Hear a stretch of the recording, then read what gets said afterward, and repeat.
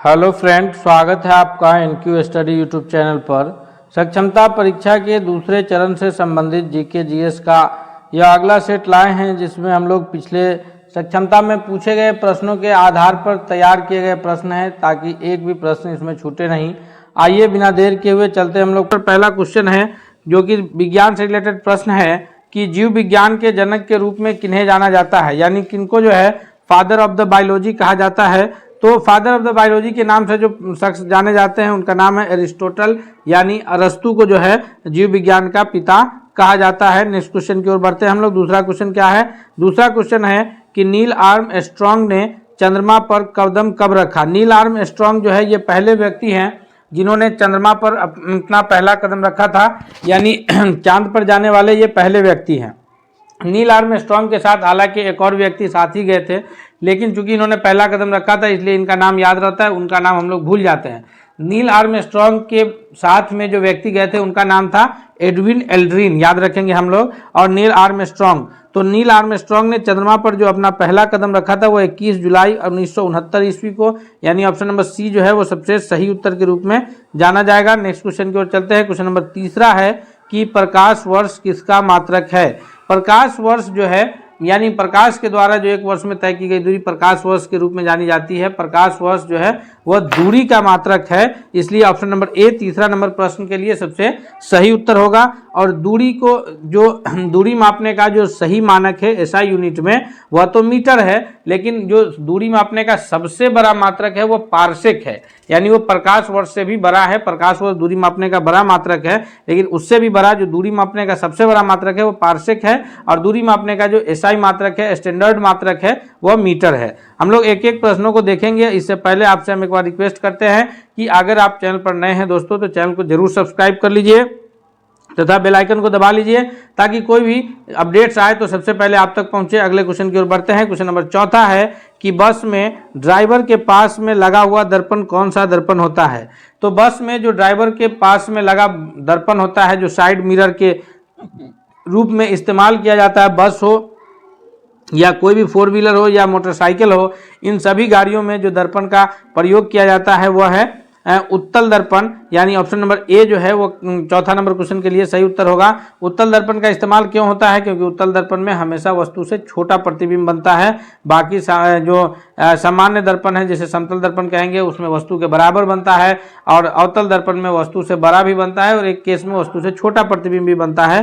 तो इसलिए जो है अवतल दर्पण का जो प्रयोग है वह जनरली यूज किया जाता है किसमें? हजामती दर्पण के रूप में। नेक्स्ट क्वेश्चन की ओर बढ़ते हैं। क्वेश्चन नंबर पांचवा है कि हीरे की जो चमक होती है उसका कारण क्या है। हीरा क्यों चमकता है? इसका सबसे बड़ा कारण यह है कि हीरा जो है एक तो सबसे कठोर पदार्थ है, इस रूप में भी जाना जाता है। दूसरा, हीरे के चमकने का कारण यह है कि हीरा के द्वारा जो है वो पूर्ण आंतरिक परावर्तन होता है। इंग्लिश में इसको जो है टोटल इंटरनल रिफ्लेक्शन के नाम से जानते हैं। पूर्ण आंतरिक परावर्तन के कारण जो है हीरा इतना चमकता हुआ प्रतीत होता है, यानी पांचवा नंबर प्रश्न का सबसे सही उत्तर जो है वो ऑप्शन नंबर बी के रूप में जाना जाएगा। नेक्स्ट क्वेश्चन की ओर बढ़ते हैं। क्वेश्चन नंबर छठा है कि सूर्य की उष्मा जो पृथ्वी तक आती है वो कैसे पहुंचती है। तो सूर्य की उष्मा जो पृथ्वी तक पहुंचती है वह तेज गति के कारण, या विकिरण के द्वारा, या तरंगों के द्वारा, या फिर कम गति के द्वारा। तो सूर्य की जो प्रकाश की किरण है, सूर्य के प्रकाश को पृथ्वी तक आने में लगभग 8 मिनट 20 सेकेंड का समय लगता है, लगभग में 8 मिनट, याद रखेंगे हम लोग।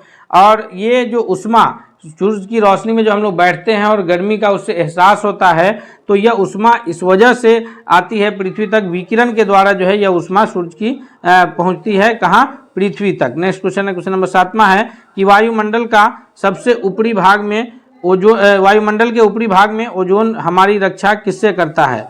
तो ओजोन परत जो है, जो O3 के रूप में जाना जाता है, यह ओजोन जो हमारी रक्षा करता है वो पाराबैंगनी किरणों से हमारी रक्षा करता है। और अगर पाराबैंगनी किरण पृथ्वी तक पहुंच जाए तो उससे सबसे बड़ी बीमारी ये होगी कि चर्म रोग जो है, स्किन डिजीज जो है वो प्रॉब्लम्स होगा।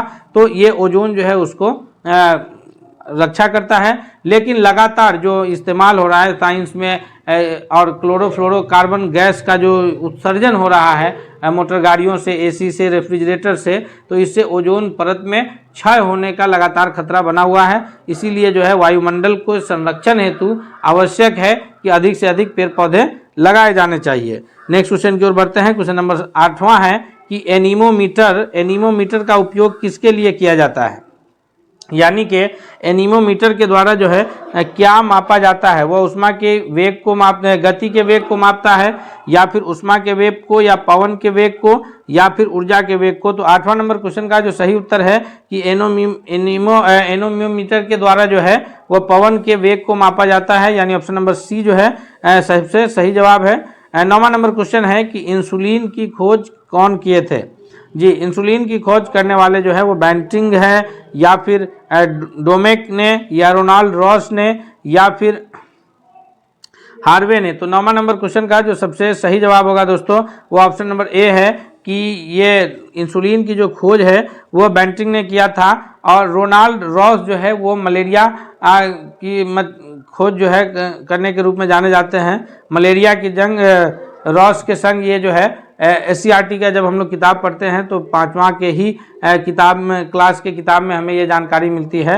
रोनाल्ड रॉस जो है वो मलेरिया की खोज के बारे में जाने जाते हैं। नेक्स्ट क्वेश्चन है, क्वेश्चन नंबर 10 है कि किस धातु का गलनांक सबसे अधिक होता है, यानी कौन सी धातु उच्च ताप के कारण जो है पिघलता है।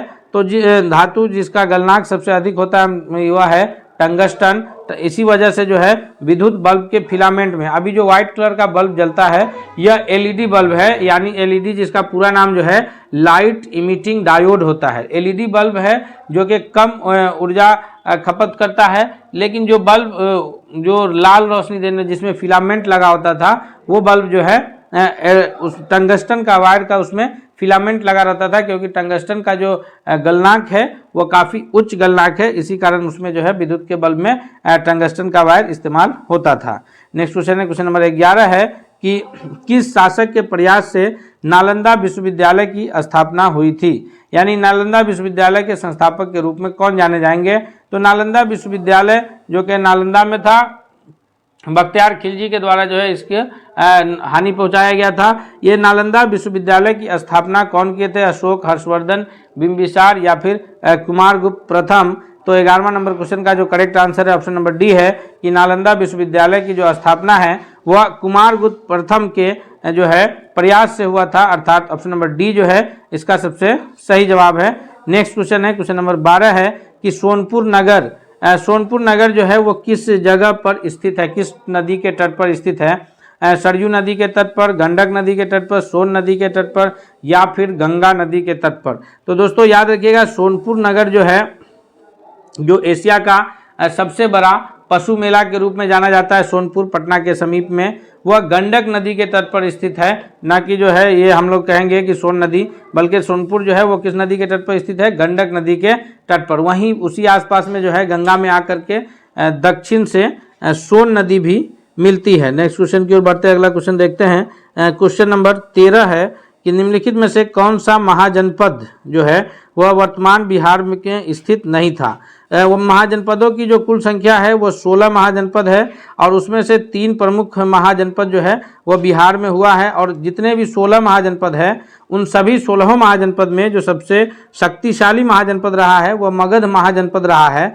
और बिहार में जो है वज्जी संघ, मगध और ये अंग, ये तीनों महाजनपद जो है ये बिहार में हुए हैं। और वज्जी संघ जो है ये 8 राज्यों का संघ था, और उसी वज्जी संघ में एक राज्य जो था लिच्छवी था, जो कि प्राचीन काल से ही लोकतंत्रात्मक शासन वहाँ रहा है। और 13वां का जो करेक्ट आंसर होगा कि जो संघ बिहार में जो महाजनपद स्थित नहीं है वह वत्स है, यानी ऑप्शन नंबर ए जो है वो करेक्ट आंसर है। नेक्स्ट क्वेश्चन है, क्वेश्चन नंबर 14 है कि मुगल काल में बिहार आने वाले प्रथम व्यक्ति कौन थे। मुगल काल में बहुत सारे व्यक्ति जो है बिहार आए हैं, अलबेरूनी है, इब्न बतूता है, तो कई लोग जो है ये काल में भारत आए थे। उसमें बिहार आने वाले प्रथम कौन है, मुल्ला तकिया है, अब्दुल लतीफ़ है, मोहम्मद सादिक है, मुल्ला बहानी है। तो 14वां नंबर क्वेश्चन का जो सबसे सही उत्तर है वह है ऑप्शन नंबर ए कि मुल्ला तकिया जो है वो मुगल काल में बिहार आने वाले प्रथम विदेशी यात्री है। नेक्स्ट क्वेश्चन है 15 है कि अशोक का शिलालेख कहाँ से प्राप्त हुआ है। अशोक का जो ये लघु शिलालेख है अशोक का जो यह लघु शिलालेख है यह केसरिया से प्राप्त हुआ है या पूर्वा से, वैशाली से या फिर सहस्त्राम से।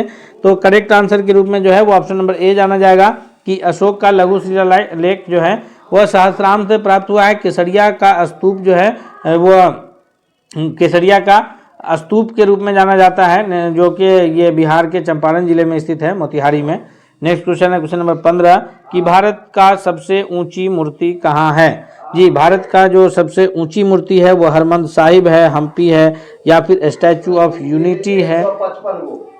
भारत की जो सबसे ऊंची मूर्ति के रूप में जाना जाता है वो स्टैचू ऑफ यूनिटी के नाम से जाना जाता है, जो गुजरात राज्य में लौह पुरुष सरदार वल्लभ भाई पटेल के द्वारा जो है लौह पुरुष सरदार वल्लभ भाई पटेल के मूर्ति का अनावरण किया गया है नर्मदा नदी के घाट पर। और ये जो यूनिटी इस वजह से याद रखने के लिए क्योंकि देश जब स्वतंत्र हुआ था तो उस वक्त पूरे भारत में 562 रियासतें थी और ये सरदार वल्लभ भाई पटेल के नेतृत्व में सभी रियासतों का विलय जो है भारत में हुआ। सभी छोटे बड़े जितने भी रियासतें थी, चाहे उसके खिलाफ जो है सैनिक अभियान करने पड़े या समझौते से जो है, लेकिन सभी रियासतें को संगठित करके एक एकीकृत भारत को बनाने का, निर्माण करने का काम उन्होंने किया था। और इसी याद में जो है उनकी सबसे बड़ी मूर्ति जो है स्टैचू ऑफ यूनिटी के नाम से स्थापित किया गया है। नेक्स्ट क्वेश्चन की ओर बढ़ते हैं। क्वेश्चन नंबर 17 है कि हमारा जो राष्ट्रीय ध्वज है तिरंगा, उसका लंबाई चौड़ाई का अनुपात कितना है। हमारे राष्ट्रीय ध्वज के तिरंगा के जो लंबाई चौड़ाई का करेक्ट अनुपात है वह 2:2, 2:3 या 3:2। तो हम सभी को पता है कि हमारा जो राष्ट्रीय ध्वज है लंबाई थोड़ा सा लंबा है इन कंपैरिजन टू चौड़ाई थोड़ा सा उससे कम है। तो ये कहेंगे कि जो 3:2 जो है हमारे राष्ट्रीय ध्वज तिरंगा का लंबाई और चौड़ाई का अनुपात है। नेक्स्ट क्वेश्चन है क्वेश्चन नंबर 18 है कि भारत में शिक्षा है, भारत में जो शिक्षा है यह क्या है। यह नागरिक का अधिकार है या राज्य का दायित्व है या राजनीतिक अधिकार है या मूलभूत अधिकार है। तो शिक्षा जो है यह बच्चों का मौलिक अधिकार है, मूलभूत अधिकार है। और शिक्षा के अवसर प्रदान करना यह जो है मूल कर्तव्य में निर्धारित है। जब हम लोग मूल कर्तव्य निर्धारित किया गया तो उसमें उस वक्त तो निर्धारित नहीं किया गया था, लेकिन बाद में 2002 ईस्वी में जो है वो एक मूल कर्तव्य ये भी जोड़ा गया है कि 6 से 14 वर्ष की आयु के बच्चों को जो है शिक्षा का अवसर प्राप्त कराना यह मूल कर्तव्य होगा। तो शिक्षा जो है यह मूलभूत अधिकार है। 18 का ऑप्शन नंबर डी जो है वह करेक्ट आंसर है। नेक्स्ट क्वेश्चन की ओर बढ़ते हैं। क्वेश्चन नंबर 19 है कि भारत की पहली आयरन एंड स्टील कंपनी कहाँ स्थित है। भारत की जो पहली आयरन एंड स्टील कंपनी है यह किस जगह पर स्थित है। जमशेदपुर में, हीरापुर में, मुंबई में या फिर गुवाहाटी में। इस प्रश्न का जो सबसे सही उत्तर है वो ऑप्शन नंबर ए के रूप में जाना जाएगा कि जमशेदपुर में जो है आयरन एंड स्टील कंपनी स्थित है। नेक्स्ट क्वेश्चन की ओर बढ़ते हैं। क्वेश्चन नंबर 20 है कि भारत में समुद्री तट रेखा वाले राज्यों की संख्या कितनी है। यानी जब हम लोग प्रायद्वीपीय भारत की स्थिति को देखते हैं तो इधर जितने भी राज्य हैं, पश्चिम बंगाल से शुरू होकर के फिर उड़ीसा, आंध्र प्रदेश, उसके बाद जो है तमिलनाडु, उसके बाद जो है फिर इधर केरल, कर्नाटक, उसके बाद जो है ये महाराष्ट्र, गोवा, इन सभी राज्यों को जब हम लोग काउंट करेंगे तो उन सारे तट रेखा वाले राज्यों की जो कुल संख्या होगी वो 9 राज्य जो है जिनका तट जो है वो समुद्रों से टकराता है। तो समुद्री तट रेखा वाले भारत के 28 राज्यों में से 9 राज्य हैं जिनका जो है ये, और इस इलाका को इसी वजह से जो है प्रायद्वीपीय भारत कहते हैं क्योंकि 3 ओर से यह पानी से घिरा है। अगले सवाल की ओर बढ़ते हैं। इससे पहले हम आपसे एक बार फिर रिक्वेस्ट करते हैं कि दोस्तों अगर आप चैनल पर अब तक नए हैं तो प्लीज़ सब्सक्राइब करके बेल आइकन को दबा लीजिए और वीडियो अगर पसंद आ रहा है तो कमेंट्स करके भी बताइए। अगला सवाल की ओर बढ़ते हैं। क्वेश्चन नंबर 21 है कि भारत की मुख्य भूमि का दक्षिणी नोक क्या है। भारत की जो मुख्य भूमि है इसका दक्षिणी नोक, जो ये वाला पॉइंट है, ये दक्षिणी नोक के नाम से जाना जाता है। हालांकि अगर भारत का दक्षिणतम बिंदु की हम लोग बात करेंगे तो इधर बंगाल की खाड़ी में स्थित अंडमान निकोबार द्वीप समूह जो कि 6 डिग्री 4 मिनट उत्तरी अक्षांश पर जाकर के मिलता है वो इंदिरा पॉइंट कहलाता है। लेकिन मुख्य भूमि का जो तमिलनाडु में यह दक्षिणतम बिंदु है यह कैप कैमोरिन के नाम से जाना जाता है या फिर कन्याकुमारी कहते हैं या केप कैमोरिन कहते हैं। ऑप्शन नंबर बी जो है 21वां नंबर प्रश्न के लिए सबसे करेक्ट आंसर के रूप में जाना जाएगा। नेक्स्ट क्वेश्चन की ओर बढ़ते हैं। क्वेश्चन नंबर 22 है कि भारत के किस प्रदेश की सीमाएं 3 देश, कौन कौन से 3 देश, तो नेपाल, भूटान एवं चीन से संयुक्त रूप से लगती है वह कौन सा देश, भारत का वह कौन सा राज्य है जिसकी सीमाएं जो है वो नेपाल से भी लगती है, अरुणाचल प्रदेश वो भूटान से भी लगती है और चीन से भी। भारत का वह राज्य मेघालय है, अरुणाचल प्रदेश है, पश्चिम बंगाल है या सिक्किम है। तो अगर हम लोग भारत के मैप को यहाँ पर ध्यान से देखेंगे तो सिक्किम की जो स्थिति बनती है उसमें जो सिक्किम की यहाँ पर जो स्थिति बनती है, तो यहाँ पर सिक्किम का जो स्थिति है वो एक ओर से उसे नेपाल भी टच है, दूसरी ओर से भूटान और चीन का भी जो है वहाँ पर सीमा लगता है, अर्थात वो राज्य सिक्किम होगा जिसकी जो स्थिति है वो नेपाल, भूटान और चीन तीनों से मिलती है। नेक्स्ट क्वेश्चन की ओर बढ़ते हैं। क्वेश्चन नंबर 23 है कि भारत का सर्वोच्च पर्वत शिखर कौन है। दुनिया का सर्वोच्च पर्वत शिखर की बात आएगी तो हम लोग सभी जानते हैं, यूनिक नाम नहीं है, वह है माउंट एवरेस्ट। माउंट एवरेस्ट जो है वो दुनिया का सबसे ऊंची चोटी है, 8,848 मीटर ऊंची है और उसको नेपाल में जो है पड़ोसी देश हमारा जो हमारे भारत के उत्तर में स्थित है वहाँ सागर माथा के नाम से जाना जाता है। और जो भारत का सबसे सर्वोच्च पर्वत शिखर है, 23वां नंबर प्रश्न का जो करेक्ट आंसर है वो ऑप्शन नंबर सी है कि गाडविन ऑस्टिन जो है वो K2 के नाम से जाना जाएगा। और अगर हिमालय की सर्वोच्च पर्वत शिखर के रूप में पूछा जाए जो भारत में स्थित है, हिमालय की सर्वोच्च पर्वत चोटी जो भारत में स्थित है, क्योंकि माउंट एवरेस्ट तो नेपाल में है तो वह फिर कंचनजंगा जाना जाएगा। ऑप्शन नंबर ए होगा इसके लिए। और गाडविन ऑस्टिन जो है ये भारत की सर्वोच्च पर्वत शिखर है। नेक्स्ट क्वेश्चन है कि अरावली पर्वत का सर्वोच्च शिखर कौन सा है। अरावली पर्वत जो है वो सबसे प्राचीन पर्वत शिखर के रूप में जाना जाता है। अरावली पर्वत की स्थिति कहाँ है, तो अरावली पर्वत की जो स्थिति है या स्थिति अरावली पर्वत की जो है कहाँ है, तो अरावली पर्वत की स्थिति है ये राजस्थान से लेकर के हरियाणा होते हुए दिल्ली के दक्षिण तक जो स्थित है। और इसका जो सबसे ऊंचा पर्वत है इसको गुरु शिखर के नाम से जानते हैं। जी, अरावली का जो सर्वोच्च पर्वत है शिखर उसको किस नाम से जानते हैं, गुरु शिखर के नाम से जानते हैं। 24वां नंबर क्वेश्चन का ऑप्शन नंबर ए जो है वह सबसे सही जवाब है। नेक्स्ट क्वेश्चन है 25 है कि निम्नलिखित में से किस नदी का उद्गम स्थल भारत में नहीं है। हालांकि वो प्रवाहित भारत में है लेकिन उसका उद्गम स्थल भारत में नहीं है। चिनाब है, रावी है, सतलज है या ब्यास है। तो इसका करेक्ट आंसर क्या होगा, सबसे सही उत्तर है ऑप्शन नंबर सी कि सतलज का जो ये है उद्गम स्थल है वो मानसरोवर झील के पास, तिब्बत में मानसरोवर झील के पास जो है वहाँ से है और वो प्रवाहित भारत में होती है। वहाँ से 3 नदियाँ हैं प्रमुख रूप से जो निकलती है भारत में प्रवाहित होती है। एक नदी है जो सतलज के पास से ही निकलती है, सिंधु, वो भी मानसरोवर झील के पास से ही निकलती है तिब्बत में। दूसरी नदी है सतलज और एक और नदी है जिसको हम लोग ब्रह्मपुत्र के नाम से जानते हैं। तो ये तीनों नदियां जो है एक ही जगह से निकलती है जो भारत में प्रवाहित होते हुए आगे जाकर के सतलज और सिंधु तो अरब सागर में गिरती है, क्योंकि सतलज जो है पहले सिंधु में मिलती है और सिंधु की धारा अरब सागर में गिरती है। वहीं ब्रह्मपुत्र जो है अरुणाचल प्रदेश में प्रवेश होते हुए और फिर संयुक्त धारा गंगा के साथ मिलते हुए जाकर के बंगाल की खाड़ी में गिरती है। नेक्स्ट क्वेश्चन है क्वेश्चन नंबर 26 है कि भारत में प्रथम बहुउद्देशीय नदी घाटी परियोजना का निर्माण निम्न में से किस नदी पर किया गया था। तो भारत की जो प्रथम बहुउद्देशीय नदी घाटी परियोजना है इसका निर्माण जो है सबसे जो किया गया था वो है दामोदर नदी पर। ऑप्शन नंबर सी जो है 26वां नंबर क्वेश्चन के लिए सबसे करेक्ट आंसर के रूप में जाना जाएगा। नेक्स्ट क्वेश्चन की ओर बढ़ते हैं। क्वेश्चन नंबर 27 है कि भारत में सर्वाधिक वर्षा प्राप्त करने वाला स्थान कौन है, यानी भारत में सबसे अधिक जो वर्षा है वो किस स्थान पर होती है। तो हम लोग अगर इसका आकलन करें कि भारत में वर्षा का, हम लोग के क्षेत्र में जो भारत में वर्षा होती है बिहार क्षेत्र में, यहाँ जो है ये वर्षा मानसूनी वर्षा होती है और जो सबसे अधिक वर्षा जो भारत में होती है वो मासिनराम जो कि मेघालय राज्य में स्थित है, यानी ऑप्शन नंबर ए जो है करेक्ट आंसर होगा। भारत में सर्वाधिक वर्षा इसी स्थान पर होती है मासिनराम में, जो स्थित कहाँ है तो भारत के मेघालय राज्य में स्थित है। नेक्स्ट क्वेश्चन की ओर बढ़ते हैं। अगला क्वेश्चन कौन सा है, क्वेश्चन नंबर 28 है कि भारत में सर्वाधिक महत्वपूर्ण मिट्टी कौन सी है। तो सबसे अधिक मिट्टी जो भारत के भूभाग पर विस्तृत है, फैली हुई है, वह काली लाल लैटेराइट नहीं बल्कि जलोढ़ मिट्टी है, यानी ऑप्शन नंबर डी जो है 28वां नंबर क्वेश्चन का करेक्ट आंसर है। जलोढ़ मिट्टी 2 प्रकार का होता है, पुराने जलोढ़ को कहा जाता है नवीन जलोढ़ खादर, पुराने जलोढ़ को बांगर कहा जाता है। खादर और बांगर के नाम से जानते हैं, ये नवीन जलोढ़ खादर, पुराना जलोढ़ बांगर कहलाता है।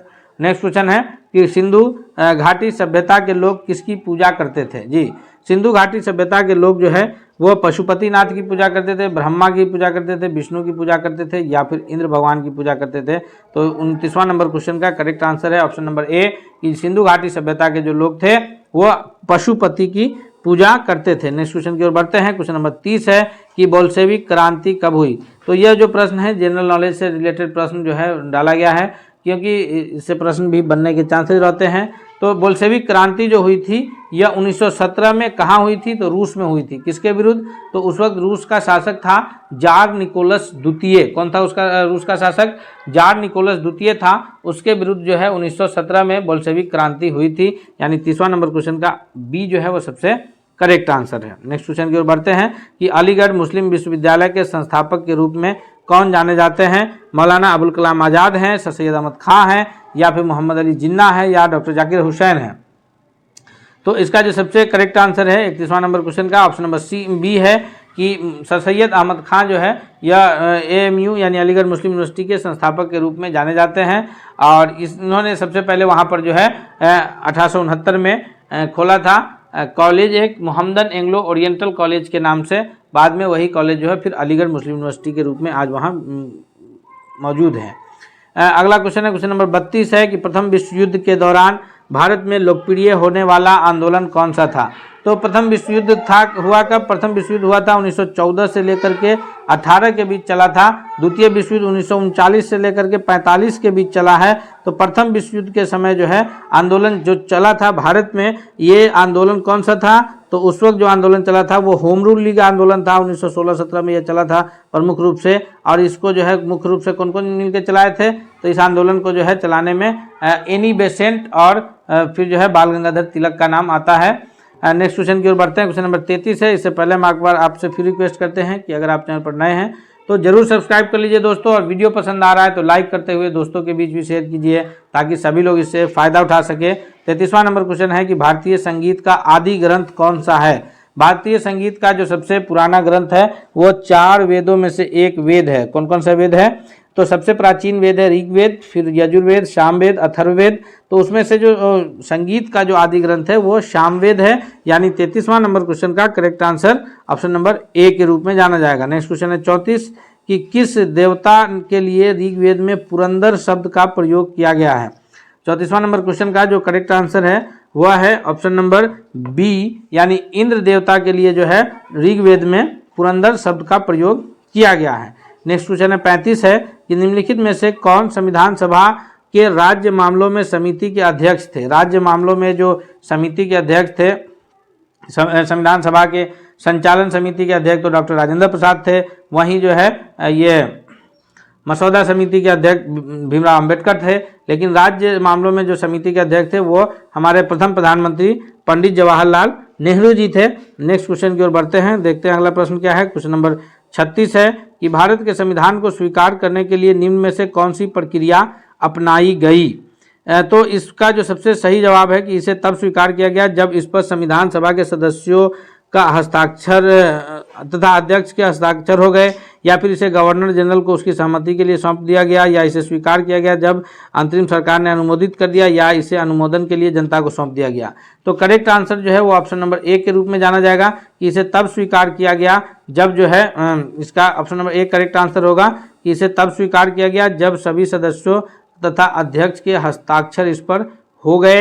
नेक्स्ट क्वेश्चन है क्वेश्चन नंबर 37 है कि बैंकों का राष्ट्रीयकरण कब हुआ था। जितने भी बैंक थे उनका राष्ट्रीयकरण जो हुआ है वह 1969 में हुआ है। इसका सबसे सही जवाब जो है 37वां नंबर क्वेश्चन का ऑप्शन नंबर बी है कि 19 जुलाई 1969 को सभी बैंकों का राष्ट्रीयकरण हुआ था।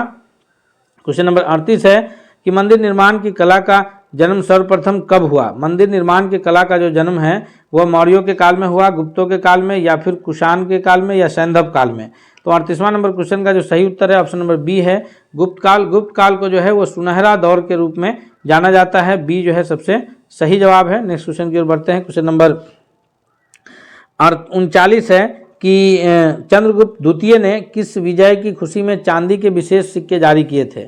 तो चंद्रगुप्त द्वितीय के द्वारा जो है चांदी के जो विशेष सिक्के जारी किए गए थे, इस ऑप्शंस में से जो सबसे सही जवाब होगा वो कौन सा होगा। तो इसका 38वां नंबर प्रश्न का जो सबसे सही उत्तर है वह है ऑप्शन नंबर बी कि हुनों को परास्त करने के बाद जो है चंद्रगुप्त मौर्य के द्वारा चांदी के विशेष सिक्के जारी किए गए थे। नेक्स्ट क्वेश्चन है 40 है कि फाहियान जो कि फू कोकी की रचना की है, और ह्वेनसांग ने सी यू की रचना किए हैं। ये 2 चीनी यात्री है जो शिक्षा प्राप्त करने के लिए बिहार आए थे।